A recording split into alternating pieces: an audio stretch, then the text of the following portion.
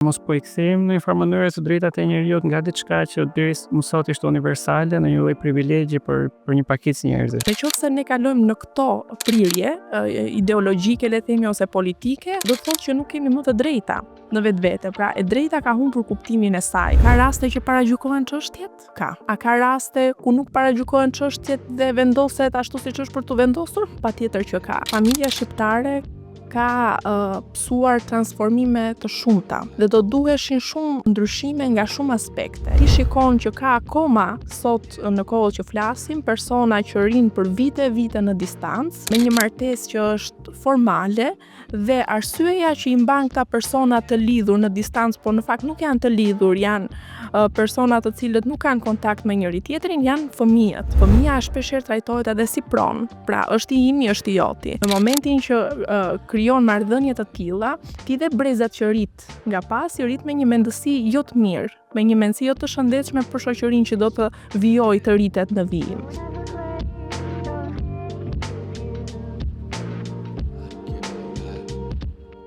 Në këtë episod të Apostrof kam kënaqësinë të kem të ftuar Esmeralda Metkon. Ajo është aktiviste e shoqërisë civile dhe koordinatore pranë United Rights Foundation.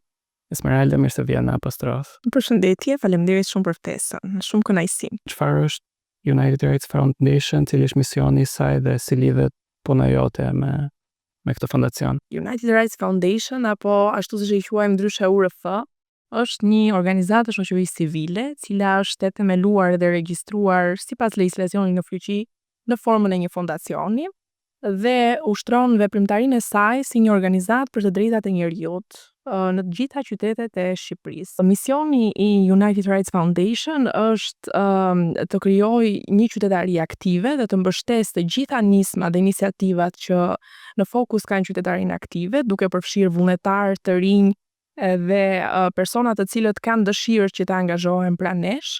Gjithashtu vizioni I saj është që të kontribojë në ndërtimin e një shoqërie me vlera të cilat bazohen tek respektimi të drejtave të njerëzit dhe promovimi të drejtave të njerëzit. Dhe nëse ti I promovon të drejtat e njerëzit dhe punon për t'i zhvilluar ato, le të themi ke krijuar një barierë mbrojtëse për to. United Rights Foundation apo URF merret me aktivitete të ndryshme, duke filluar që nga fushatat ndërgjegjësuese dhe fushatat të cilat kanë në fokus kauza të ndryshme sociale, bën trajnime të ndryshme me të rinjt, apo dhe aktivitete të tjera të cilat adresojnë kauza të ndryshme sociale që impaktojnë, le të themi, drejt për së drejti drejtat e njerëzit.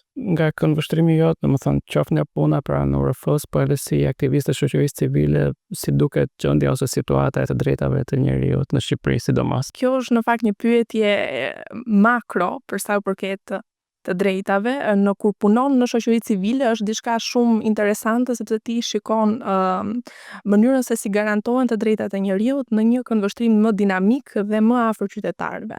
Sesa kur I shikon në planin profesional, për shembull një jurist si mund ta shikojë mënyrën se si respektohen drejtat e njerëzit. Po në shoqëri civile është shumë interesante sepse ti punon me njerëz drejt për së drejti. Punon me të rinj drejt për së drejti. Dhe mund të themi që ka një lloj angazhimi qytetar kur bëhet fjala për t'u angazhuar për të drejtat e njerëzit apo ose kur bëjmë thirrje për kauza të ndryshme sociale, qoftë për mbrojtjen e mjedisit ose për mbrojtjen e kafshëve apo dhe për kauza të tjera, ka një lloj reagimi dhe le të themi një lloj angazhimi qytetar që është I brendshëm, që do të thotë kjo është një gjë shumë e mirë sepse qytetarët janë të ndërgjegjësuar në një farë mënyre për drejtat që ata kanë. Por nga ana tjetër duhet që të mbahet në balancë me sistemin në cilin jetojmë, që duhet të krijojë ato mekanizmat që këtë zërin ta çojë aty ku duhet. Kështu mund të them që të drejtat e njerëzit duan një sistem shtetëror nga njëra anë që të jetë I tillë që të suportojë zërin e qytetarëve, por e parë në planin më afër qytetarit mund të themi që qytetarët kanë një lloj informimi për drejtat e tyre. Kur bëhet fjala për nisma, ata angazhohen. Kur është hera e fundit që ke pasur përshtypjen që ke qenë duke folur për të drejtat e njerëzit, po je ndier sikur nuk të dëgjon askush? Po mund të them për shembull që kur merresh me grup mosha të 15, 16, 17, 18 vjeç, mendoj që me këtë kategori personash do duhet që të bëhen më shumë punë qoftë edhe në sistem arsimor që duhet të përfshihen kurrikula të posaçme për edukimin juridik, pasi mendoj që është një kategori e cila është më pak e prirur për të kuptuar rëndësinë e të drejtave. Dhe kur ti flet për të drejtat e njerëzit, të drejtat e njerëzit është një temë shumë e gjerë dhe përfshin shumë komponent brenda, por edhe nëse marrin specifikisht një të drejtë të caktuar, ti flet për të, duket sikur nuk dëgjohesh, por nuk është kështu, sepse në vetvete, nëse e bën interaktive situatën, dëgjohesh edhe mund të përfshihen në forma dhe mënyra të ndryshme. Themi, domethënë, në çfarë niveli të arsimit ose në çfarë moshe mund të fillohet futja e edukimit ligjor në shkolla? Unë mendoj që sa më herët aq më mirë.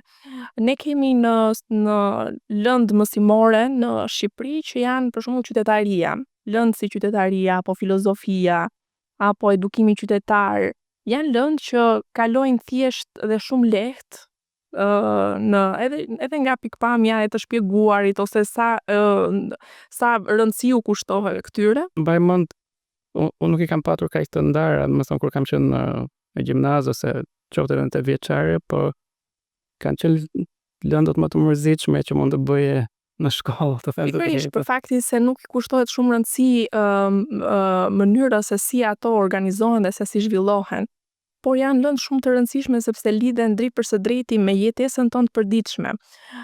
Nëse qytetarisë për shembull ne nuk i japim shumë rëndësi, atëherë si do t'i mësoj nxënësi të drejtat e tij? Dhe prandaj them që kjo është kategoria e popullsisë në vetvete që nuk dëgjon kur bëhet fjala për të drejtat, më shumë se sa nuk dëgjon, më saktë është të themi që nuk e kupton siç duhet rëndësinë e të drejtave. Prandaj mendoj që në çfarë lloj niveli do futet në të gjitha nivelet e arsimit, duhet patjetër që të ketë lëndë që nxisin mendimin juridik, sepse sa më informuar ti jesh, aq më mirë di të mbrohesh dhe ku të shkosh ta adresosh problemin që ke. Duket sikur shumë vende të botës, po dhe në Europë ka një lloj rritje të themi të ekstremit të djathtë e politikës nacionaliste që synon largimin e emigrantëve, të refugjatëve, kufizimin shpeshherë të drejtave të grave. A mos po i kthejmë në një farë mënyrë të drejtat e njerëzit nga diçka që deri më sot ishte universale në një lloj privilegji për një pakicë njerëzish, për shembull,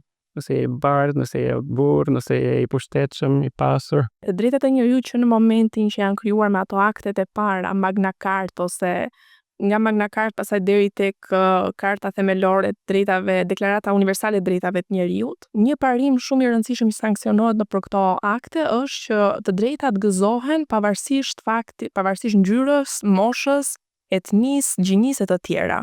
Dhe nëse ne kalojmë në këto prirje ideologjike, le themi, ose politike, do të thotë që nuk kemi më të drejta në vetvete. Pra, e drejta ka humbur kuptimin e saj juridik, që është krijuar dhe si ka vazhduar të jetojë ndër vite. Unë mendoj që njerëzit kanë një pushtet shumë të madh në vetvete. Qytetarët kanë një pushtet shumë të madh në vetvete që janë të drejtat e tyre dhe liria e tyre. Dhe lirin ti e zgjedh vetë ta marrësh, por në të njëjtën kohë zgjedh edhe shumë lehtësisht ta japësh tek të tjerët. Dhe nëse do të kemi pikërisht këtë elementin e edukimit juridik, qysh në moshat hershme, ti rrit ndërgjegjen qytetare që lirin ta mbajnë për veten e tyre dhe mos t'ia delegojnë aq lehtë personave të tjerë. Dhe vetëm në këtë kuptim neve nuk mund të humbasim nocionin e të drejtave dhe lirive. Për sa ju përket këtyre prirjeve politike, nëse ndodh me ritme të shpejta kjo gjë, është patjetër një alarm pasi të drejtat e njerëzit vendosen në pikpyetje dhe ne nuk dëshirojmë askush prej nesh që të shkojë në për sisteme totalitare ku vendosen të drejtat thjesht sa për thënë që ja ku janë të shkruara në letër, por duam një sistem që të drejtat i ketë të respektuara, të garantuara dhe të mbrojtura për qytetarët në mënyrë efektive dhe praktike. Dua ta lidh pak edhe me media, në retorika,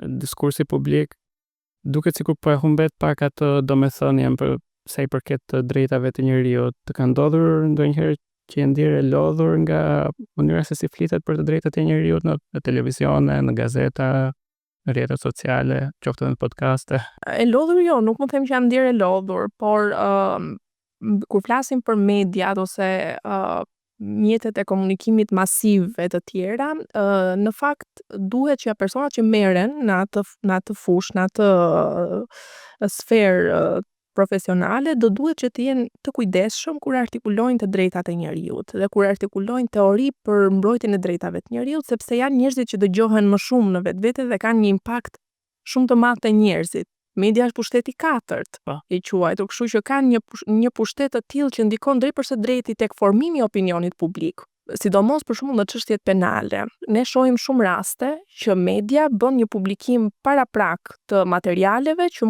të materialeve për çështje që janë akoma në fazë hetimesh ose gjykimi nuk ka përfunduar ende, apo ka për shembull raste kur mjafton që një person është marrë në hetim dhe krijohet menjëherë ajo përshtypja sikur është dënuar me vendim të formës prerë, ndërkohë që prezumimi i pafajësisë për persona të caktuar ekziston deri në momentin që jepet një vendim i formës prerë nga gjykata. Prandaj po them që sidomos në çështjet penale për shembull, janë çështjet më delikate dhe më sensitive ku media duhet të luajë një rol shumë të rëndësishëm, dhe është një fije holle ajo që e ndan të ndash të mirën nga e keqja, le të themi, në këto çështje. Pse mendon se ndos kjo, domethënë ky gjykimi i menjëhershëm nga ana e medias, gati edhe dhënia e një lloj vendimi. Po mënyra se si trajtohet rasti, mendoj ndodh në mënyrën më shumë se sa diçka tendencioze nga ana e medias, mendoj që është diçka që ndodh nga mënyra se si shprehet media për këtë gjë. Domethënë duhet të jemi shumë realist kur flasim për këtë çështje. Dhe janë raste që ndodhin në praktik gjithmonë. Pra, të drejtat e individit në një proces penal sidomos, domethënë sepse këtu i shohim më të dukshme dhe më të qarta, janë për shembull kjo garantimi i prezumimit pafajësisë, që do thotë ti nuk mund të dënohesh pa qenë i dënuar dënohesh nga opinioni publik pa qenë i dënuar nga gjykata. Me thënë se është i vetë një organ i cili ty të provon nëse i fajshëm apo i pafajshëm. Kështu, mendoj që është më shumë mënyra se si artikulohet, mënyra se si e qas, çfarë qasje ke të kundrejt publikut. Ka patur ndonjë rast kur je ndier vetë që këtë ligji ka qenë pjesë e dhunës dhe padrejtësisë? Mund të them për shembull për rastet që trajtojnë grupet vulnerabël, gratë e dhunuara për shembull. Ndonjëherë ligji tregohet shumë burokratik. Jo vetëm tek çështjet e dhunës në familje apo çështje të këtij lloji, por edhe në raste të tjera, të cilat mund të jenë çështje që mund të zgjidhen shumë lehtazi, por për shkak të burokracive që ka ligji në vetvete, të merr një kohë shumë të gjatë dhe ti domethënë dihesh sikur po mbahesh peng nga sistemi në vend që ti të realizosh të drejtën tënde. Kështu që mendoj që këto rastet, sidomos të dhunës në familje, mendoj që duhet të jenë më pak burokratike, në mënyrë që të garantohet sa më shpejt mbrojtja dhe në mënyrë sa më të efektshme. A ke një histori ose dëshmi ose person nga ata me të cilët ke punuar që të ka mbetur në mendje dhe nuk mund ta harrosh? Kam pasur gjatë eksperiencës time deri tani, kam pasur në kontakt me disa raste të cilat nuk mund t'i veçoja në mënyrë specifike një prej tyre, por për nga natyra kanë qenë raste të cilat në vetvete ndërthunin problematika të ndryshme. Dhe janë rastet që lidhen me çështjet familjare. Dhe mund të themi që nga puna me këto raste, ti kupton që familja shqiptare ka pësuar transformime të shumta. Dhe do duheshin shumë ndryshime nga shumë aspekte, qoftë në kodin e familjes që duhen ndryshime ligjore, qoftë në ligjet sektoriale që lidhen me kodin e familjes duhen po prap ndryshime, qoftë edhe nga pikpamja sociale. Domethënë ne duhet të rimodelojmë mënyrën se si e konceptojmë familjen dhe marrëdhënien bashkëshortore në vetvete. Dhe rastet e ndarjes në shoqërinë shqiptare janë, po flas për arsyet që shkojnë drejt këtij akti, janë nga më të ndryshme dhe nga arsyet më të paimagjinueshme.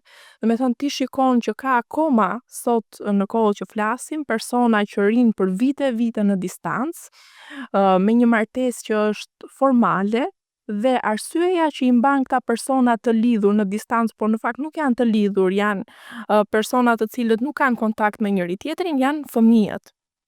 Gjë që domethënë shkakton goxha problematik tek mënyra se si fëmia rritet dhe mënyra se si ai percepton familjen.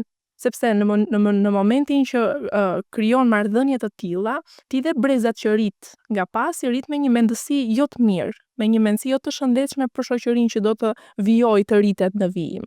Kështu çështjet që mua më ngelen më shumë në mendje janë çështjet familjare, sidomos raste të zgjidhjes martesës, por jo momenti i zgjidhjes, sa është një gjë, okay, ndodhi dhe nuk është se është do ta bëjmë një bum të madh. Por janë mënyra se si trajtohet post zgjidhja. Pra, vënia në kujdes e fëmijëve, mënyra se rregullohet përgjegjësia prindërore, pasojat që shkaktohen mbi të miturin në këto raste, pra janë raste shumë sensitive, sepse përpos problemit juridik ka dhe shumë problematika sociale, dhe ti si profesionist që merresh me këto, do duhet të jesh përpos një njeri objektiv, pra një jurist që e shikon çështjen ftohtë, sepse ai prandaj po vjen tek ty për të marrë një opinion të kualifikuar, por duhet të jesh në radhë parë njeri për ta kuptuar atë personin që ti ke përballë, të tregohesh empatik për ta kapur emocionalitetin e tij aty ku ai e ka problemin dhe të jesh njeri në kuptimin që t'i japësh dhe një këshill njerëzore. Sa efikas mund të themi që është sistemi në këto raste në pjesën e post zgjidhjes, pasi ka ndodhur procesi i divorcit për t'u gjendur afër sidomos fëmijëve. Nuk mund të them një gjë determinante, sepse do duhet të merresh ose të kesh një eksperiencë shumë të gjatë në këtë kuadër, por mendoj këtë gjë që nga ato çfarë kam parë dhe konkluzioni im. Problemi më i madh këtu është mënyra se si perceptohet nga vetë bashkëshortët që ndahen, pra partnerët që ndahen. Mënyra se si ata i trajtojnë fëmijën, domethënë. Dhe fatkeqësisht shohim që fëmia shpeshherë trajtohet edhe si pronë, pra është i imi, është i joti. Dhe sfida më e madhe është mënyra se si realizohet, për shembull, kur ndahet përgjegjësia prindërore mes bashkëshortëve, janë datat e takimeve me fëmijën. Në këtë rast duhet të ishte më efikase, sikur sistemi të ishte jo çështja e sistemit, por nga çështja e personave, nga çështja e individëve, pra nga pikpamja sociale, ata duhet të jenë më të predispozuar për të kuptuar që fëmia nuk ka të drejtë të takohet vetëm në ditën që e lë gjykata, por pse jo të mos takohet gjithmonë për ditë me prindin përkatës. Kështu që mendoj që më shumë se sa sistemi është individi që e ka në dorë. Plus pastaj duhet që të kemi më shumë kualifikime nga ana e gjyqtarëve, prokurorëve, prokurorët jo më shumë, do me të çështje se janë çështje civile, po gjyqtarët, punojësit social, duhet të kenë specializime të posaçme në këtë fushë që ti trajtojnë më me profesionalizëm çështjet dhe mos i paragjykojnë ato. Nga përvoja jote personale, tani ajo sa u gjyqesh dhe nuk e ftohet do ngelet emocionalisht, po sa njerëzor janë gjykatësit që merren në këto çështje me çështjet e familjes dhe çështjet civile. Do thënë, janë thjesht interpretues të ftohtë të ligjit apo shohin dhe këtë aspektin njerëzor në lidhje me fëmijët? Unë mendoj këtë gjë, që kur je në një detyrë si gjykatës, ti nuk mundesh dot mos tregohesh, domethënë të mos tregohesh njerëzor, sepse ajo që ti duhet të kesh brenda vetes, kur shkon në profesione të tilla dhe në poste të tilla, është njerëzorja. Ajo është parsorja. Por patjetër që ligji duhet interpretuar dhe ti ndaj i drejtohesh organeve të specializuara për të marrë një opinion dhe një vendim ligjor sipas ligjit. Pra, ka raste që paragjykohen çështjet? Ka. A ka raste ku nuk paragjykohen çështjet dhe vendoset ashtu siç është për të vendosur? Patjetër që ka. Me thënë, ekzistojnë të dyja opsionet. Me thënë, por gjithmonë ndaj e thash dhe më përpara që duhet të ketë më shumë specializime të gjyqtarëve, të gjithë personave që bjen në kontakt me këta persona, që ta trajtojnë çështjen me profesionalizëm. Dhe ta trajtosh çështjen me profesionalizëm do të thotë vetëm ta interpretosh ligjin, ta zbatosh aty dhe të mos shofësh përtej kësaj. Por duhet të tregohesh edhe empatik, duhet të tregohesh edhe njerëzor në vetvete. Po ndërkohë kur flasim për të drejtat e njeriut, nuk para na shkon mendja që e cilësia e ajrit, e ujit, mjedisi, siguria ushqimore, ndoshta ato duhet të konsiderohen si të drejta, Patjetër. si të drejta bazë. Mos ndoshta ka ardhur koha që të fillojmë të shohim, domethënë, kur këto shkelen jo thjesht si një shkelje ligjore, po qoftë edhe si një lloj dhune që ushtrohet ndaj nesh? Është një pyetje shumë interesante dhe një pyetje që lidhet drejtpërsdrejti me jetën tonë. Është një drejtë e cila trajtohet si e drejta e gjeneratës së tretë, si e drejtë moderne, e drejta për mjedis të shëndetshëm, por në fakt është një drejtë që lind bashkë me njeriun dhe ka lindur bashkë me njeriun. Sepse do të thotë që ti për të gëzuar të drejtën e jetës, për të jetuar një jetesë me dinjitet, për të gëzuar të drejtën për ushqim të pastër, të shëndetshëm e të tjera, do duhet e para njëherë të jetosh në një mjedis të shëndetshëm. Dhe sot më shumë se sa kur i jepet një rëndësi shumë e veçantë mjedisit, qoftë në nivel politikash europiane, por edhe në nivel politikash globale, mjedisi ka marrë një fokus të veçantë. Prandaj cilësia e ajrit, e ujit, e tokës, edhe të gjitha komponenteve që përbëjnë mjedisin natyror janë shumë të rëndësishme për t'u mbrojtur, me qëllim që të garantohet kjo drejta e rëndësishme, drejta për mbrojtjen për mjedisin e shëndetshëm, që është një drejtë themelore. Jo më larg se viti 2021 mos gaboj është vendosur si e drejtë themelore nga Kombet e Bashkuara. Kosova e ka të parashikuar në kushtetut të drejtën për mjedis të shëndetshëm. Ne në kushtetutën tonë kemi parashikuar si objektiv social, që do thotë ne nuk kemi, do me thënë kushtetuta nuk na jep të drejtën për të drejtuar drejtpërsdrejti në organet kushtetuese, pra tek gjykata kushtetuese për të kërkuar drejtpërsdrejti garantimin e kësaj të drejte. Megjithatë kemi të përfshirë në kushtetutë të drejtën për të marrë informacion për çështjet e mjedisit. Pra ideja është që ne duhet të bëjmë përparime dhe duhet të bëjmë punë në këtë fushë që e para të ndërgjegjëson opinionin publik në lidhje me çështjet mjedisore, se çfarë janë, rëndësinë e tyre, dhe së dyti nga ana e shtetit, nga ana e sistemit shtetëror, që duhet të ndërmarrë masa për të vendosur këto çështje në qendër. Në Shqipëri sa e vështirë është të mbash përgjegjësi një kompani private ose qoftë edhe një institucion publik kur përfshihet ose kur e ndot mjedisin, e dëmton mjedisin. Në ligjin për shoqërinë tregtare, për tregtarët e shoqërinë tregtare, ka dispozita të caktuara të cilat parashikojnë që të gjitha vendimarrjet që marrin shoqëri tregtare, SHPK-sha e të tjera, do duhet të kenë në vëmendje impaktin që këto do sjellin në mjedis. Pra, hapi parë që ne kemi bërë në këtë drejtim është kjo që e kemi përfshirë në ligj që shoqëritë tregtare duhet që të mos, domethënë me vendimet e tyre të mos ndikojnë në mjedis, pra të ketë le të themi një lloj filtri për të parë se sa ndikojnë ato apo jo. A është e vështirë? Mendoj që po, është e vështirë për të penguar ndotësit, edhe pse ne në Shqipëri nuk mund të flasim për ndotje nga industri, sepse nuk është se kemi të zhvilluar këtë pjesë, por është e vështirë për faktin se kemi një direktivë që është direktiva e Bashkimit Evropian e 2004 e ndryshuar me 2019 për përgjegjësinë mjedisore që sanksionon një parim universal, parimin dot si paguan, dhe ajo është përfshirë është transpozuar në ligjet shqiptare për mbrojtjen e mjedisit dhe për vlerësimin e ndikimit në mjedis. Megjithatë, akoma ne nuk e kemi të transpozuar këtë pjesën që qytetari në momentin që është impaktuar në shëndet, po themi, ose nga veprimtaria e një subjekti që merret operator ekonomik që ushtron një veprimtari caktuar në mjedis, shkakton dëme dhe këto dëme janë përcjellë në shëndetin e njerëzve, që t'i drejtohen drejtpërsdrejti organeve, për shembull gjykatës kushtetuese për ta shpallur antikushtetues ligjin. Një hap shumë pozitiv është që gjykata kushtetuese në lidhje me çështjen e zonave të mbrojtura, për shembull, ka legjitimuar organizatat e shoqërisë civile që t'i drejtohen gjykatës kushtetuese për të deklaruar antikushtetues, për të shpallur antikushtetues ligjin për zonat e mbrojtura. Dhe kjo është një hap shumë i mirë dhe shumë pozitiv në drejtim të legjitimimit subjekteve për të drejtuar organeve shtetërore që të konstatojnë këto dëme në mjedis dhe për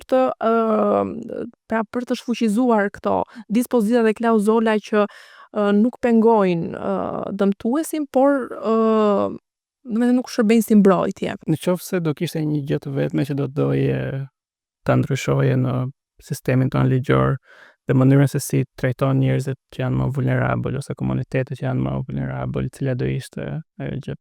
Do doja që ligjit mos bëheshin burokratike. Domethënë, nëse do t'i japësh qytetarit një të drejtë me ligj, sepse të drejtat janë të garantuara në kushtetut, por ka dhe të drejta që sanksionohen në ligj, do doja që ti ta merri këtë të drejtën tënde, mos bëje një rrugë të gjatë burokratike për të shkuar drejt zgjidhjes e problemit, por ti kishe mekanizmat institucional dhe shtetëror të atill që t'ia bëjë qytetarit jetën sa më të lehtë. Dhe këtu për shembull mund të themi edhe çështjet e pronësisë, që janë çështje që zgjasin shumë në kohë. Çështjet që shkojnë edhe në dyert e gjykatave dhe marrin shumë kohë për të zgjidhur e të tjera për shkak të kompleksitetit që ato kanë. Pra, një gjë që unë do ta bëja, nëse ta kisha në dorë, do ishte që të bëja një ligj, të ndërtoja mekanizma institucional të tillë që ta lehtësonin jetën e qytetarit dhe jo ta ngarkonin atë. Sepse ti kur ja bën qytetarit jetën më të lehtë, jemi në një kohë që sot gjërat kërkohen shumë shpejt, pra që ti të marrësh një shërbim të duhet ta marrësh në një kohë sa më të shpejtë. Mendoj që do të bëja këtë gjë, të ndërtoja mekanizma institucional të tillë, të cilët do t'i shërbenin qytetarit për ta marrë shërbimin sa më shpejt e për të garantuar të drejtën e tij. Në këtë mënyrë ti garanton dhe besimin te sistemi. Pra e ndërton besimin te sistemi në këtë mënyrë. Mirë, Esmeralda, unë të falenderoj që ishe pjesa Apostrof. Shumë faleminderit juve, shumë kënaqësi. Kënaqësia ime. Ky podcast mbështetet nga Abi Bank.